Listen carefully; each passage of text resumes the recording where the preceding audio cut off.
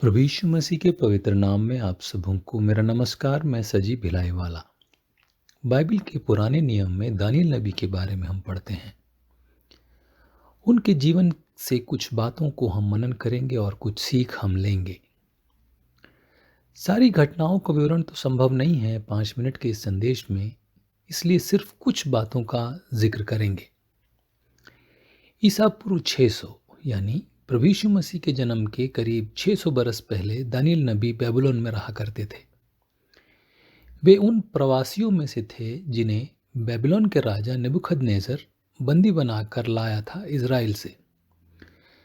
Nebuchadnezzar ने Israel पर चढ़ाई की थी और वहां से एक बड़े झुंड को प्रवासी बनाकर ले आया था अपने देश। उन लोगों में से कुछ जवान लोगों को उसने अपने राजमहल में रखा था कि वो उन्हें अपने देश के तौर तरीके सिखा सके और उन्हें अपने सरकारी सेवक के रूप में काम में ला सके। दानियेल और उसके मित्रों से यह बोला गया कि उन्हें 3 वर्ष तक राजमहल में रहना है और पढ़ाई करनी है। उनके खाने पीने का प्रबंध राजमहल के तौर तरीके से किया गया। जो खाना वहां परोसा जा रहा था वो उन नियमों के विरुद्ध था जिनका पालन दानियेल और उसके मित्र किया करते थे। दानियेल और उसके मित्र यहूदी थे। उन्होंने राजमहल के अधिकारी से कहा कि वे लोग ये भोजन नहीं खाएंगे। राजमहल के अधिकारियों ने कहा कि अगर आप लोग नहीं खाएं और आपकी सेहत अच्छी न दिखे तो हमसे सवाल होंगे। दानियेल ने जवाब दिया, हमें 10 दिन तक साग पात और पानी की खुराक पर रख कर देखो।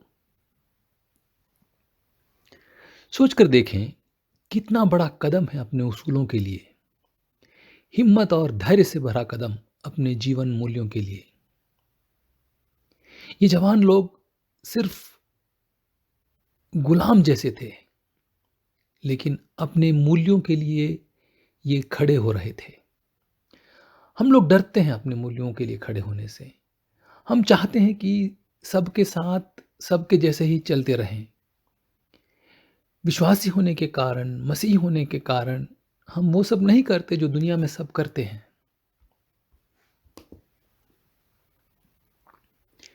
ऐसे हालातों में अपने विश्वास के लिए हिम्मत दिखाना, बिना डिगे रहना मुश्किल हो जाता है। आगे बढ़ते हैं। लेकिन 10 दिन बाद जब दानियेल और उसके साथी साग पात खाते हैं और उनके सेहत को फर्क नहीं पड़ता, बल्कि वो लोग और ज्यादा तंदुरुस्त दिखते हैं। प्रियो, जब हम परमेश्वर के लिए अपने जीवन मूल्यों के लिए हिम्मत दिखाते हैं, परमेश्वर हमारे लिए कार्य करता है।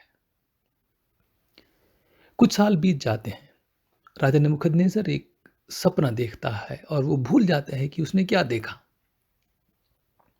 वो अपने ज्योतिषी और जादूगरों से पूछता है, पर उसे कोई नहीं बता पाता स्वप्न और उसका अर्थ।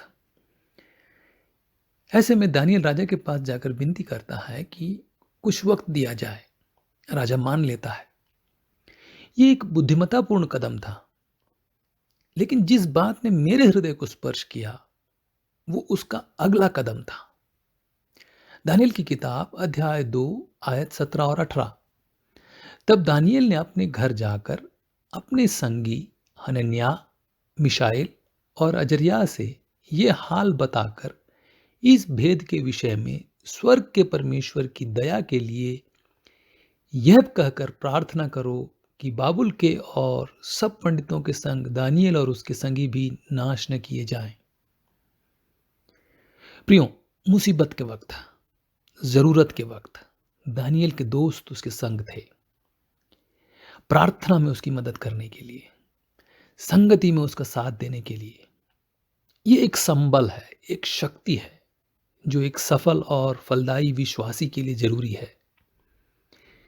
मेरे और आपके कितने ऐसे लोग हैं जिनके पास हम जा सकते हैं और भरोसे के साथ अपनी मुश्किलों को, समस्याओं को बता सकते हैं, ताकि वो हमारे लिए, हमारे साथ प्रार्थना कर सकें। आमीन।